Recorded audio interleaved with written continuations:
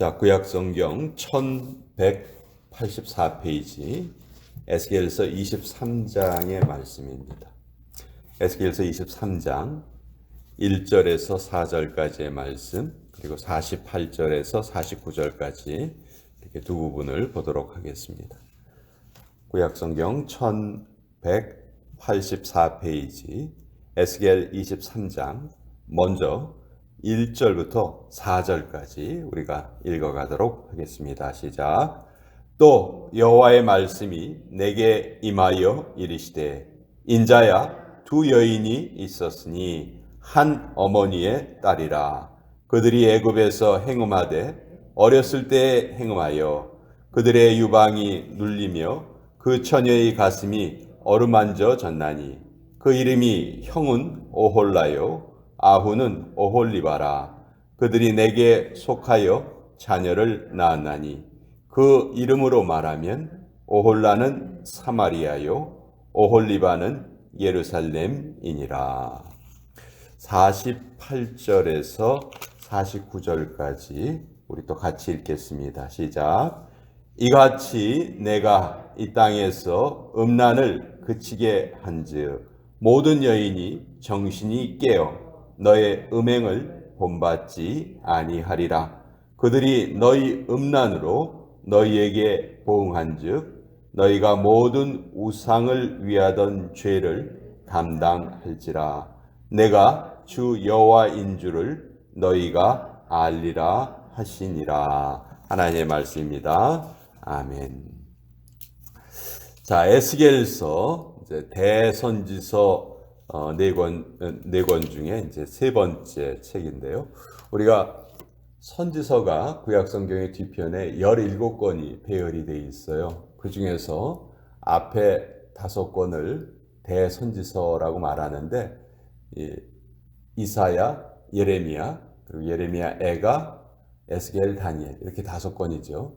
근데 예레미야 애가는 아주 짧은 책이에요. 보통 예레미야서에 그냥 같이 붙여서 생각을 하기 때문에 우리가 대선지서는 4권이다 그렇게 알고 있고, 그 뒤에 12권의 소선지서가 이렇게 붙어 있습니다. 근데 이 대선지서는 시간 순으로 배열이 돼 있어요. 성경의 책들이 시간 순으로 배열되어 있지 않거든요. 특히 소선지서 같은 경우는 12권이 분량이 큰 순서로 이렇게 배열이 되어 있기 때문에 우리가 구약성경 선지서 부분을 이렇게 쭉 읽어가면은 시간이 뒤죽박죽이기 때문에 그 시간적인 배경을 이해하기가 어려운데, 대선지서는 다행히 시간적인 배열에 맞춰서 기록되어 있어요. 이사야서는 북이스라엘이 멸망당할 때 선지자가 이사야죠. 또 예레미야는 남유다가 멸망당할 때 선지자가 예레미야예요. 북이스라엘이 먼저 멸망당하고 기원전 722년에 멸망당하고, 남유다는 기원전 586년에 그보다 한 130년 정도 뒤에 멸망을 당합니다. 그리고 그 이후에 유다는 바벨론으로 포로로 끌려가게 되죠. 근데 그 포로기에 활동했던 두 선지자가 에스겔과 다니엘이에요. 다니엘이 먼저 포로로 끌려갔어요. 1차 침입 때 포로로 끌려가고, 에스겔은 2차 침입 때 포로로 끌려갔어요. 그렇지만 하나님께 사명을 받아서 예언을 시작을 한 것은 에스겔이 먼저 예언을 시작을 했어요. 그래서 대선지서의 배열이 이사야, 예레미야, 그리고 에스겔, 다니엘 이 순서대로 이제 배열이 되어 있습니다. 특별히 에스겔과 다니엘은 포로로 같이 끌려갑니다. 이스라엘 백성들과 함께 포로로 끌려가서 바벨론에서 같이 살아요. 같이 살면서 그곳에 유대인들 포로를 향해서 하나님의 말씀을 전하는데, 에스겔은 포로들과 똑같이 평민으로, 그러니까 노예로 살아갑니다. 쉽게 말해서 에스겔은 사실 그 제사장의 아들이었거든요. 그래서 그 제사장의 아들로서 이렇게 노예 역할을 했다는 것이, 노예 생활을 했다는 것이 참 힘들고 어려운 일이었을 겁니다. 반면에 다니엘은 왕족 출신으로 포로로 끌려가서 바벨론 왕에게 특별한 교육을 받고 또 그 바벨론에서 아주 총리 대신까지 오르는 그런 높은 관직을 행하면서도 또 하나님의 말씀을 또 잘 전했던 인물이 다니엘입니다. 에스겔은 포로 생활의 초기에 그 예언을 시작을 하는데 에스겔 나이가 30살이 되었을 때 그때가 기원전 592년입니다. 그때 하나님께서 에스겔에게 선지자의 사명을 맡기세요. 유대인들은 어떤 일을 시작하는 나이를 30세로 정했죠. 레위 사람들도 레위인으로 성막에서 성전에서 일을 할 수 있는 나이가 30세 이상이었습니다. 예수님도 그래서 30세에 공생애를 시작을 하셨죠. 그리고 22년 동안 하나님의 말씀을 전하다가 바벨론에서 죽어요. 다니엘보다 훨씬 더 일찍 죽습니다. 이 에스겔서를 통해서 하나님의 심판, 특별히 왜 우리 유대인들이 이렇게 포로로 끌려왔는지, 또 이렇게 포로로 끌려온 이 상황에서 우리는 무엇을 해야 할지, 어떻게 살아야 할지, 그것을 가장 잘 알려주는 그런 내용을 적고 있는데요. 오늘 에스겔서 23장의 말씀은 성경 전체에서 가장 설교가 안 되는 본문입니다. 아마 에스겔서 23장 말씀을 어느 교회에서 주일 예배 시간에 설교했다? 저 그런 얘기 들어보지 못했어요. 특별히 에스겔서 16장과 23장 이 두 장은요. 이스라엘과 그러니까 남유다와 북이스라엘의 그 영적인 잘못을 성적인 죄에 비유하면서 아주 적나라하고 또 우리 교회에서 읽기에는 아주 좀 민망한 표현들이 많이 등장하고 있어요. 그래서 유대인들도 성인이 되기 전에는 에스겔서를 아이들에게 읽히지 말아라 그렇게 얘기할 정도로 아주 표현이 거칠고 아마 우리처럼 이렇게 매일 이렇게 성경책을 한 권씩 이렇게 살펴가면 모를까 교회 오랫동안 다니면서도요 에스겔서에 이런 내용이 이렇게 적나라한 내용이 적혀 있었나 그걸 모르고 신앙생활 하시는 분들도 많이 계실 거예요. 그만큼 이 23장의 내용이 아주 참 적나라합니다. 자, 오늘 이 앞부분은 그 전체를 설명하는 내용인데 하나님께서 이제 북이스라엘과 남유다의 영적인 죄를 성적인 죄로 영적인 간음으로 비유해서 말씀하세요. 자, 2절에 보면 인자야 두 여인이 있었으니 한 어머니의 딸이라. 인자는 그 하나님께서 에스겔을 부르실 때 사용하신 호칭이죠. Son of Man. 나중에 이 인자라는 호칭을 예수님께서도 사용을 하시죠.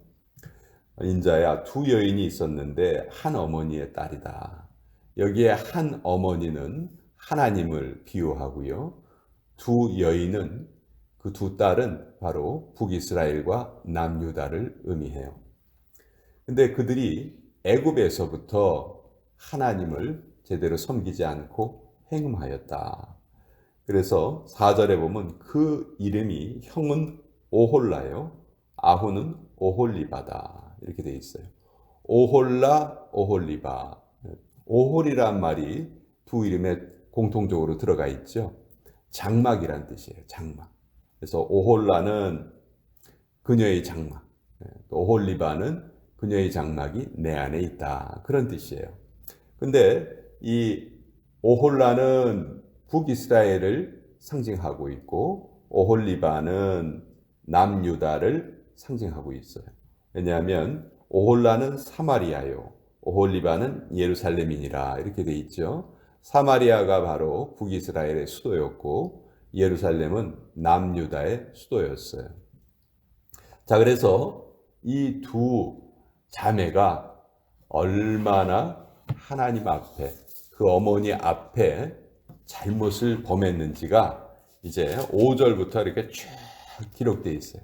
기록되어 있는데 특별히 세 가지 큰 잘못을 저지릅니다. 첫째는 무엇보다도 우상 숭배예요. 마치 이 두 자매는 약속이라도 한 것처럼 둘 다 똑같이 잘못을 저지르는데 애굽에서 알게 되었던 그 다신교 사상에 물들어서 하나님을 섬기지 않고 우상에게 열심히 우상을 숭배를 합니다. 애굽의 최고신은 태양이죠. 태양신을 섬기기도 하고, 또 애굽의 그 사상은 다신교 사상이었어요. 신이 하나가 아니고 여럿이 있었고요. 그 중에서 신들도 또 계급이 나눠져 있었고, 하여튼 최고의 신이 태양신이었고, 그 태양신의 아들로 애굽 사람들이 추앙하던 인물이 바로 바로죠. 바로는 태양의 아들이다, 그런 뜻이잖아요.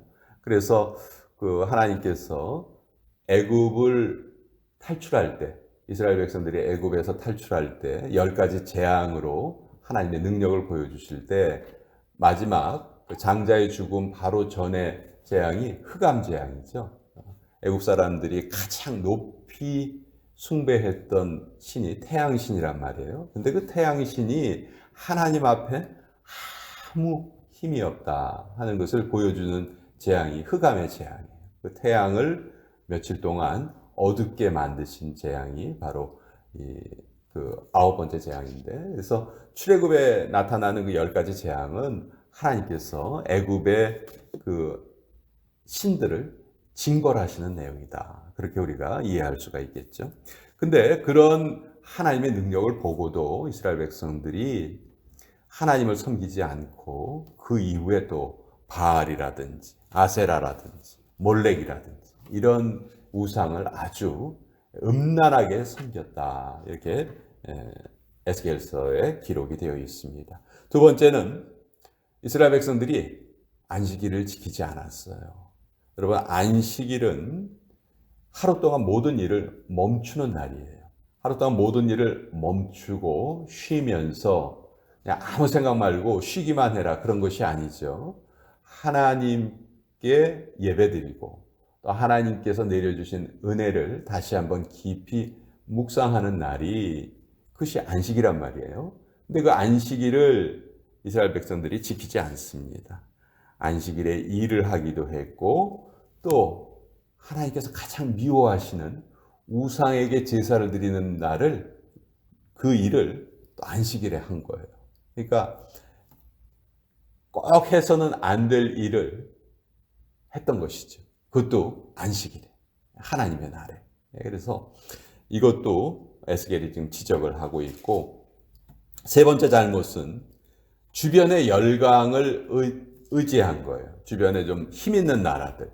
전통적으로 이스라엘 주변에 힘 있는 나라가 세 나라가 있었어요. 첫째는 애굽이 있었고요. 두 번째는 아수르가 있었고, 세 번째는 바벨론이 있었죠. 근데 애굽은 어떻게 보면 애증의 관계예요. 이스라엘 백성들이 그 야곱의 그 가족들이 그 기근을 피해서 애굽에 내려갔어요. 그 애굽에서 그 야곱의 가족들이 전부 다 살 수가 있었죠. 요셉이 그때 총리 역할을 하고 있었고, 그래서 거기에서 200만 명까지도 이렇게 사람이 불어납니다. 장정만 60만 명이 될 수 있을 정도로 불어났죠. 그러니까 유대인들에게는 애굽이 어떻게 보면 자기들의 생명을 구해준 나라이기도 해요. 그렇지만 또 그 생명을 구해준 그 나라에서 하나님께서는 이제 이들을 가나안 땅으로 옮겨가시죠. 가나안 땅으로 옮겨간 이후에 나라가 둘로 나눠졌을 때 아수르란 나라가 등장을 합니다. 이 아수르가 그 당시의 강대국이었고, 이 아수르를 의지했었어요. 그렇지만 그 아수르에 의해서 북이스라엘이 멸망을 당하고 말죠. 또 아수르 이후에 세력을 갖게 된 나라가 바벨론이었어요. 근데 그 바벨론에 의해서 또 남유다가 멸망당하고 말죠.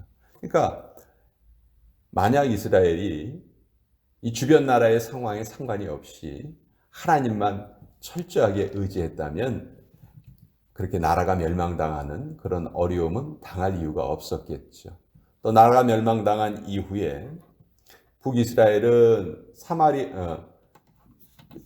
아수르에 의해서 멸망당했지만 아수르의 그 통치 정책이 자기들이 정복한 곳에 그 사람들을 다 다른 곳으로 옮기는 것이었죠. 그리고 그곳에 또 자기네 백성들을 갖다 심은 거예요. 그래서 그때서부터 북이스라엘의 그 사마리아는 그 혼혈의 아주 상징이 되어 버렸고, 그래서 사마리아인 하면은 수치의 대명사가 되어 버렸죠. 반면에 바벨론은 그 자기들이 정복한 나라를 그 나라에 그런 혼합 정책을 쓰지는 않았어요. 그래서 포로들을 바벨론을 끌고 가기는 했지만 한 곳에서 모여 살 수 있도록 허락을 해 주었죠. 그래서 남유다는 그 포로로 끌려갔지만 민족의 정체성을 계속 지킬 수가 있었다. 그리고 다시 70년 만에 예루살렘으로 돌아와서 그 나라를 다시 재건할 수 있었죠. 자, 이 하나님께서 왜 이런 충격요법을 쓰시는가? 왜 남유다를 바벨론에 의해서 멸망시키시고 또 그들이 포로로 끌려가서 그렇게 비참한 삶을 살게 하시는가? 이것은 하나님의 충격요법이셨어요. 그것 말고는 사실 남유다 사람들이 정신을 차릴 수 있는 방법이 없었거든요. 에스겔과 동시대에 활동하던 선지자가 아까 다니엘이 있었다고 말씀드렸는데, 에스겔과 다니엘은 그 바벨론에서 활동을 했고요. 동시대에 같이 활동했던 선지자가 한 사람이 있어요. 그 사람이 바로 우리가 잘 아는 예레미야죠. 예레미야는 남유다에 살면서 계속해서 유다 백성들의 죄를 지적을 하고 빨리 돌이키라고 말을 합니다. 그렇지만 끝끝내 돌이키지 않았던 사람들이 바로 남유다 사람들이었고요. 결국 하나님께서는 그들에게 일종의 수술을 하신 것과 마찬가지예요. 여러분, 우리가 몸에 어떤 큰 병이 있었을 때 수술을 하는 경우가 많습니다. 근데 수술을 하면 수술이 회복될 때 아파요, 안 아파요? 무지무지 아프죠. 가장 간단한 맹장 수술 같은 것도 받고 나면은 아무것도 아닌 간단한 수술이라고 하지만 맹장 수술에서 회복되는 것도 그것이 결코 쉬운 과정이 아닙니다. 수술이라는 것은 참 아파요. 힘들어요. 회복하는데 너무너무 고통스러워요. 그렇지만 그 고통이 없으면 그 몸 전체가 고침을 받을 수 없는 것이죠. 그래서 남유다 사람들이 바벨론의 포로로 끌려간 것은 일종의 그 수술을 받는 것과 같은 아주 충격요법이었다. 그것 말고는 방법이 없었기 때문이죠. 자, 아까 제가 이 두 자매의 공통된 제약이 우상숭배 또 안식일을 범했다. 안식일을 범했다는 것은 하나님의 계명을 10계명 중에서 네 번째 계명이지만 그 안식일 하나만 범하고 남은 다른 계명을 잘 지켰다는 그런 뜻이 아니죠. 하나님의 계명 전체를 다 무시했다는 것을 안식일을 범했다는 말로 설명을 하고 있죠. 그리고 세 번째, 하나님을 의지하지 않고 사람들을 의지했다. 주변 열강들을 의지했지만 결국 자기들이 의지하던 그것에 의해서 멸망당하는 것을 역사가 우리에게 보여주고 있죠.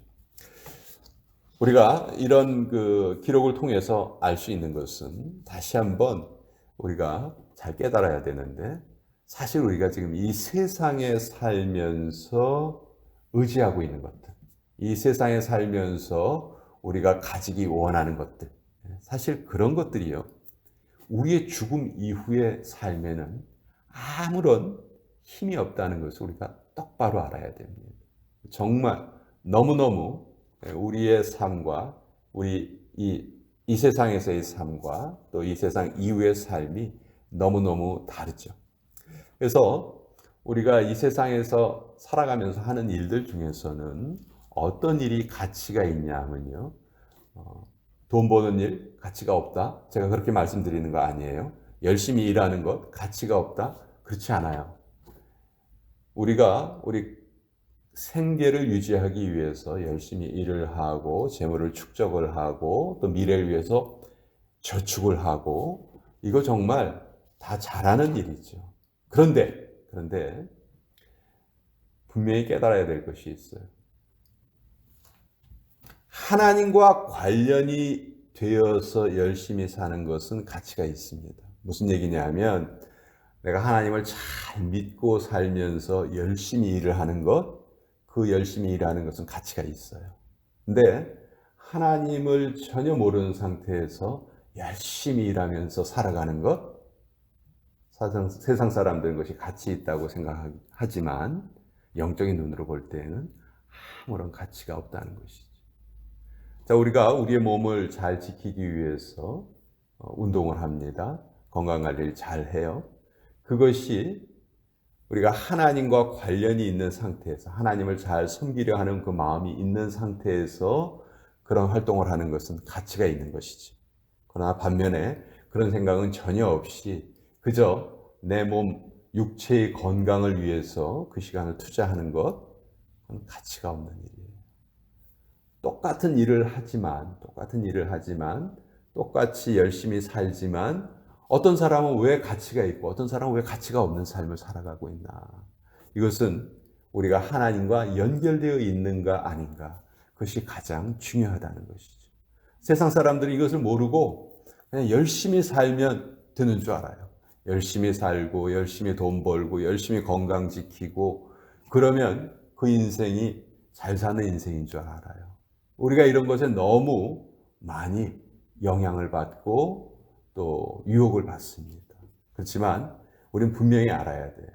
우리가 이 세상에서 하는 모든 일들은 그 일들이 가치를 가지기 위해서는 우리가 하나님과 연관되어 있을 때만 그것이 가치가 있다. 그럴 때 우리가 열심히 일하는 거 정말 가치 있는 일입니다. 미래를 위해서 저축하는 일, 가치 있는 일이에요.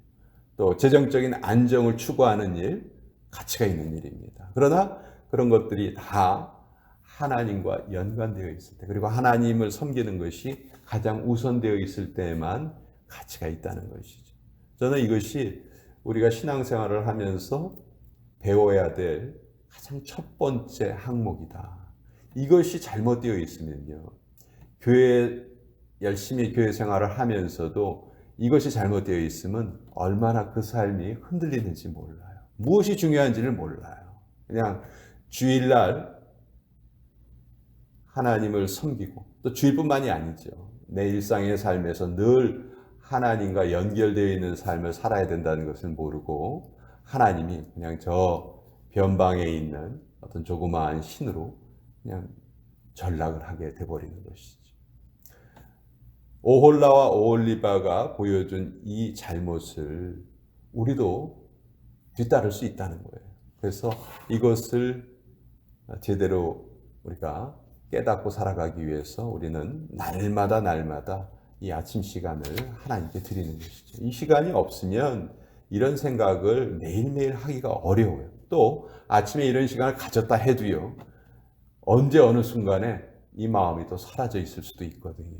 그래서 끊임없이 우리 자신을 하나님께 드리는 연습을 해야 한다. 그것이 기도고요. 그것이 하나님의 말씀을 묵상하는 것이고, 또 오늘 하루 아침 시간에 이 오홀라와 오홀리바의 이야기를 들었는데 다시 한번 내 인생이 가치 있는 삶을 살기 위해서는 내 삶에 이루어지는 모든 행위가 그 행위에 어떤 그 가치 판단이 있는 건 아니에요.